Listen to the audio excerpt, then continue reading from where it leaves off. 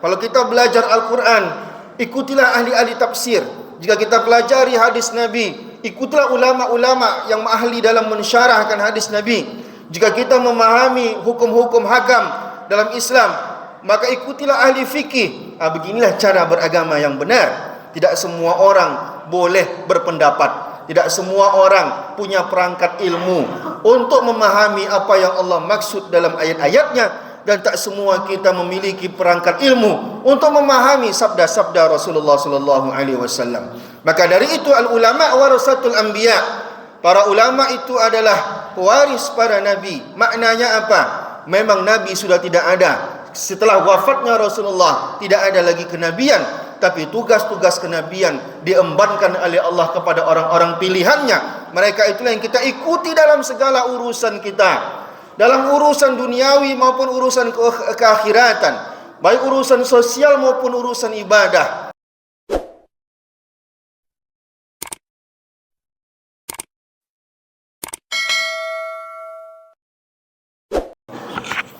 Assalamualaikum warahmatullahi wabarakatuh.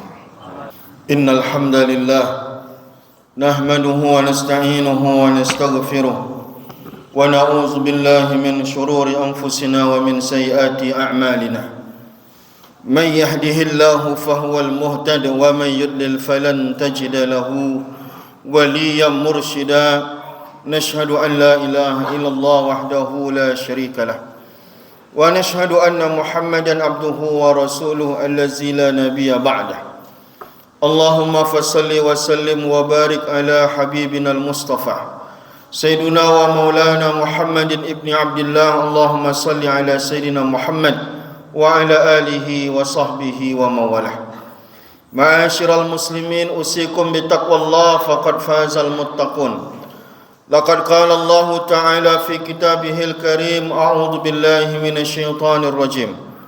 Ya ayyuhallazina amanu taqullaha haqqa tuqatih wa la tamutunna illa wa antum muslimun. Sadaqallahul azim.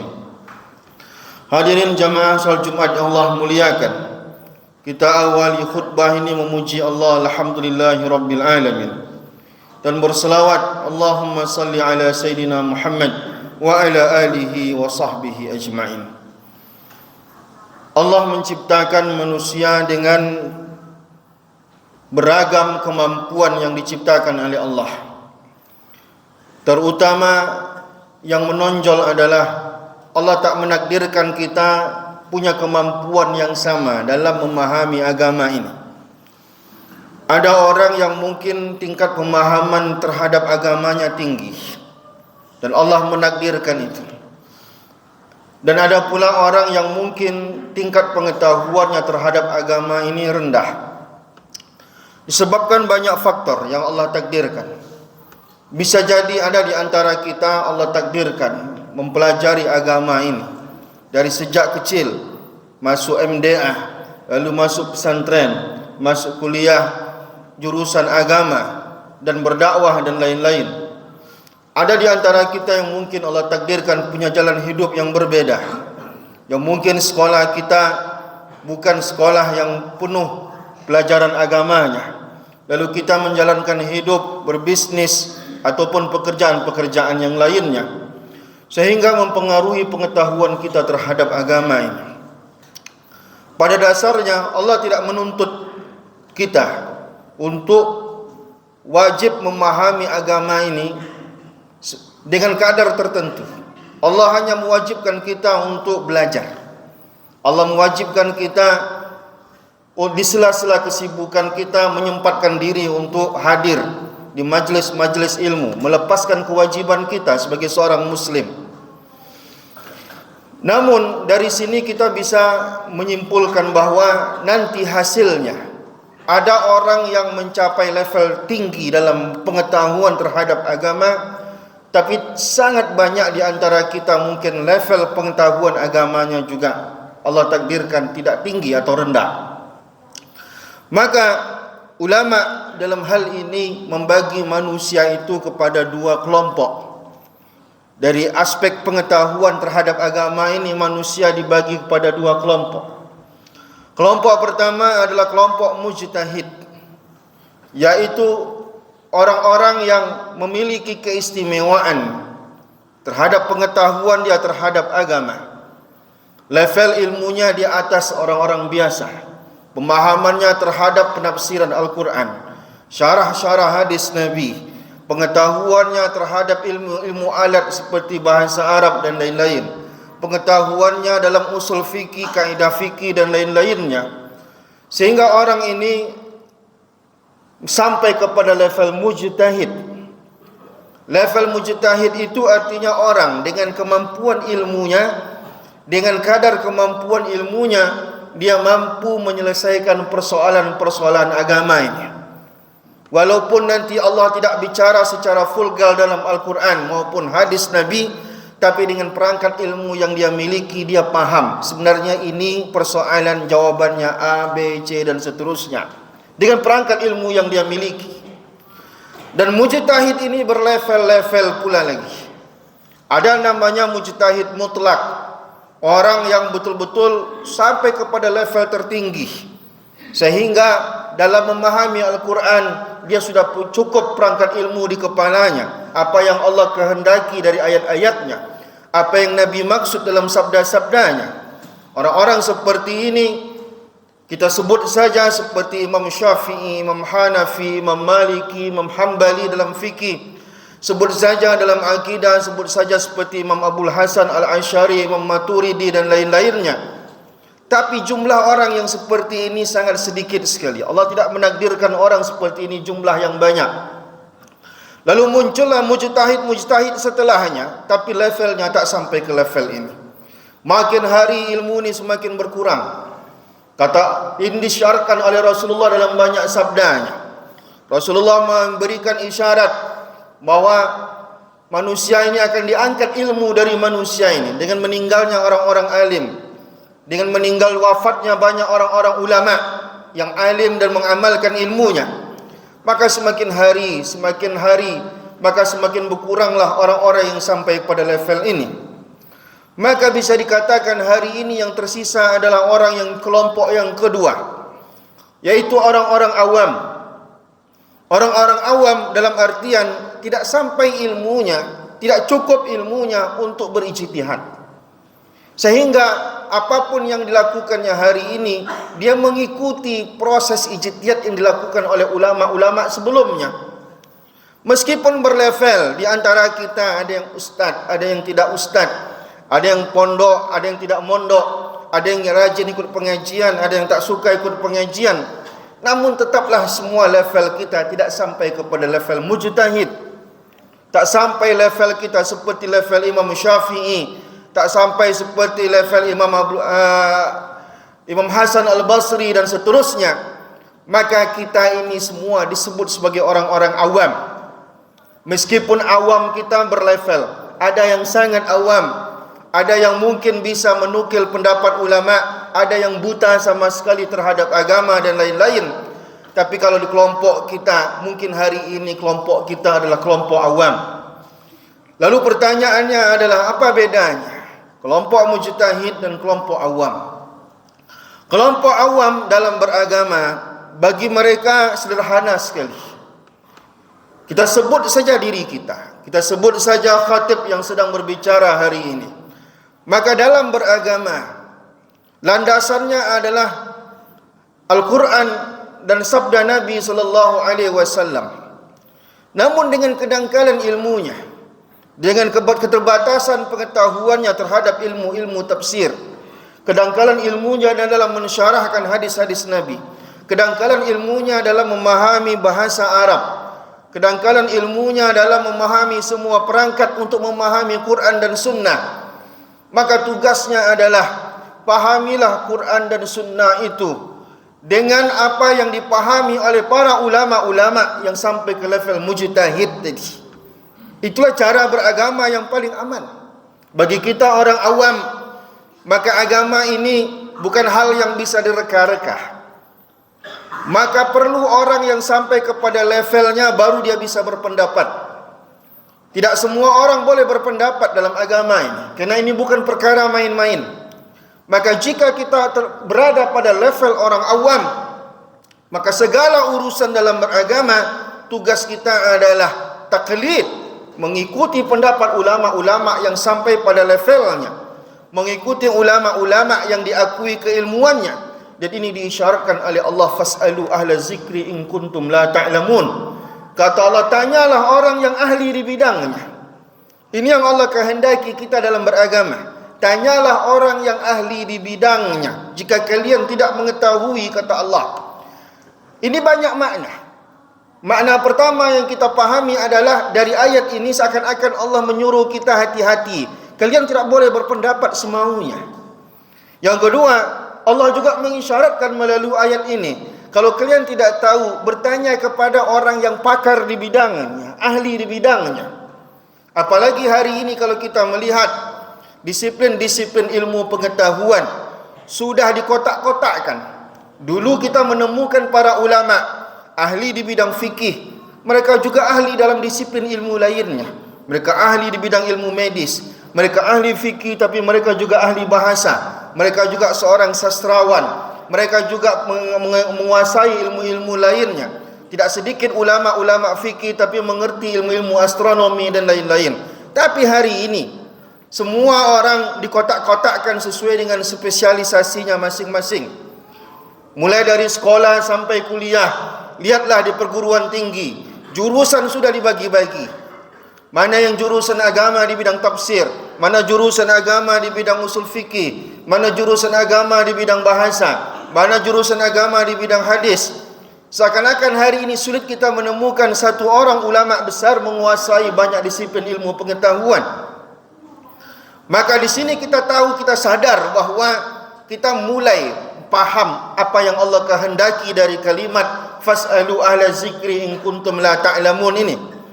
Agar kita bertanya, mengikuti pendapat orang yang ahli di bidangnya.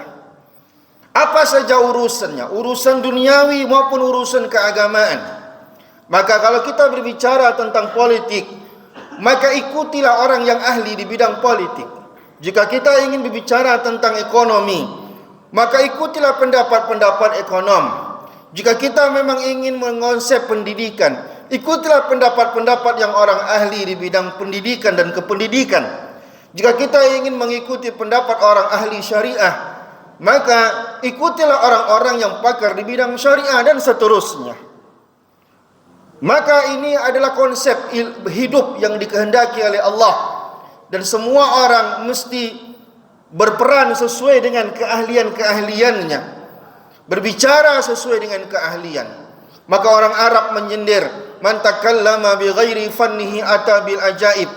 Orang, ini pepatah orang Arab, jika berbicara bukan dengan keahliannya, dia berbicara bukan ahli di bidangnya. Dia mungkin ahli di bidang pendidikan, tapi dia tidak ahli di bidang ekonomi. Lalu dia tidak berbicara sesuai dengan keahliannya, maka bicaranya selalu ajaib. Ajaib bukan karena hebatnya, ajaib karena memang pendapat-pendapatnya selalu aneh. Maka berbicaralah sesuai keahlian. Maka siapapun kita, apapun peran yang kita jalani, jalanilah peran itu sesuai dengan keahlian kita. Jika kita adalah seorang ahli, jika kita memang menekuni satu bidang, maka tekunilah, berperanlah di bidang itu. Jika kita ingin memimpin, maka pilihlah pemimpin yang memang memiliki konsep-konsep kepemimpinan, memiliki keahlian dalam kepemimpinan. Dia mengerti bagaimana administrasi kepemimpinan, pemerintahan dan lain-lain. Maka tak bisa zigzag. Maka ini nanti yang tidak disukai oleh Allah, yaitu orang-orang yang telah memberikan amanah kepada orang yang bukan ahlinya. Jangan sampai kita memberikan amanah kepada orang yang bukan di ahlinya. Kalau dia bukan ahlinya, maka kata Rasulullah, tunggulah waktunya. Waktu apa yang Rasulullah maksud? Waktu kehancuran. Maka serahkanlah kepemimpinan kepada orang yang ahli dalam memimpin. Dia punya konsep kepemimpinan, dia mengerti administrasi kepemimpinan. Orang yang ahli bidang syariah belum tentu dia ahli di bidang pemerintahan. Maka jangan sedikit-dikit mentang-mentang kita adalah ustaz, kita adalah orang alim, kita adalah pimpinan pesantren, lalu semuanya ingin kita merasa kita mampu menjalankannya. Kita mampu menjalankan segalanya. Ketika ada pemilihan RT, maka kita tampil karena kita merasa kita ustaz, kita layak jadi RT. Ketika kita ada pemilihan lurah, maka kita tampil karena kita merasa ustaz layak menjadi seorang lurah. Tidak demikian. Allah menghendaki tidak seperti itu. Setiap orang mesti berperan dengan keahliannya. Setiap orang berbicara dengan keahliannya. Maka ini konsep yang dihendaki oleh Allah Subhanahu wa taala dalam kalimat fas'alu ahla zikri in kuntum la ta'lamun. Ayat ini menjadi konsep dasar beragama. Bukan hanya beragama, dalam kehidupan juga, dalam urusan apapun. Baik urusan ibadah maupun urusan sosial, baik urusan individual maupun urusan kehambaan kita kepada Allah Subhanahu wa taala. Maka disinilah peran penting kita mengembalikan konsep dasar bahwa kita orang-orang awam ini mesti bertaklid. Hari ini banyak orang mengharamkan bertaklid dalam beragama. Banyak orang hari ini mengharamkan bertaklid dalam beragama. Padahal bertaklid dalam agama itu adalah sebuah keharusan. Dalam urusan apapun, bertaklid artinya adalah ikutilah ulama dalam suatu pendapat, ikutilah ulama dalam suatu ilmu pengetahuan. Karena kita, keawaman kita, ketika kita ingin merujuk kepada Al-Quran, jangankan memahami isi Al-Quran, menerjemahkannya saja mungkin kita memiliki keterbatasan. Jangankan menerjemahnya, sebagian di antara umat Islam hari ini baca Quran saja tidak pandai. Bagaimana kita menslogankan kembali kepada Quran dan Sunnah dengan cara yang benar? Hari ini banyak orang mengkampanyekan kembali ke Quran dan Sunnah, padahal kalimat itu bukan kalimat yang sempurna, bukan kalimat yang lengkap. Sehingga hari ini banyak orang memberanikan diri dengan keterbatasan ilmunya, dia belajari agama pakai Quran terjemah. Padahal ini sebuah musibah besar. Quran terjemah belum ada penjelasannya, belum ada keterangan mana ayat yang sudah direvisi oleh Allah Subhanahu wa taala, mana ayat yang umum, mana ayat yang khusus, mana ayat yang mutlak, mana ayat yang muqayyad dan lain-lain. Maka ikutilah ulama. Kalau kita belajar Al-Quran, ikutilah ahli-ahli tafsir. Jika kita pelajari hadis Nabi, ikutilah ulama-ulama yang ahli dalam mensyarahkan hadis Nabi. Jika kita memahami hukum-hukum hakam dalam Islam, maka ikutilah ahli fikih. Beginilah cara beragama yang benar. Tidak semua orang boleh berpendapat, tidak semua orang punya perangkat ilmu untuk memahami apa yang Allah maksud dalam ayat-ayatnya, dan tak semua kita memiliki perangkat ilmu untuk memahami sabda-sabda Rasulullah sallallahu alaihi wasallam. Maka dari itu al-ulama warasatul anbiya. Para ulama itu adalah pewaris para nabi. Maknanya apa? Memang nabi sudah tidak ada. Setelah wafatnya Rasulullah tidak ada lagi kenabian, tapi tugas-tugas kenabian diembankan oleh Allah kepada orang-orang pilihannya. Mereka itulah yang kita ikuti dalam segala urusan kita, dalam urusan duniawi maupun urusan keakhiratan, baik urusan sosial maupun urusan ibadah, termasuk dalam memilih pemimpin. Maka kita yang mungkin dangkal ilmu politiknya, kita yang mungkin tidak mengetahui track record calon-calon pemimpin yang terdaftar hari ini, maka tidak boleh kita memilih pemimpin seperti memilih kancing baju. Tidak boleh kita memilih pemimpin seperti anak SD yang sedang ujian, memilih A, B, C, D. Kalau kita tidak memiliki pengetahuan, bertanyalah kepada orang yang ahli di bidangnya. Karena itu yang Allah kehendaki. Tidak boleh kita hidup sembarangan, karena efek buruk dan efek baik nanti akan terpengaruh dari pilihan-pilihan kita. Maka dari itu semuanya akan kita pertanggungjawabkan di hadapan Allah jika kita mengikuti ulama dalam beragama ini. Walaupun salah, maka karena kita menyandarkan ilmu kita kepada seorang ulama, maka kita akan tegak di hadapan Allah, bisa mempertanggungjawabkan apa yang kita lakukan di dunia ini. Tapi kalau kita dengan kebodohan kita, lalu kita bertindak sesuatu dengan kebodohan tersebut, meskipun benar hasilnya, maka caranya itu akan dipertanggungjawabkan di hadapan Allah. Mulailah kita bertaklid kepada orang yang ahli di bidangnya, karena itu yang bisa menyelamatkan kita di dunia, dan kelak di akhirat itulah yang kita pertanggungjawabkan di hadapan Allah Subhanahu wa taala. Fatabiru ya ulil absar la'allakum turhamun. Alhamdulillahi rabbil alamin, wa bihi nasta'in ala umuri dunya waddin.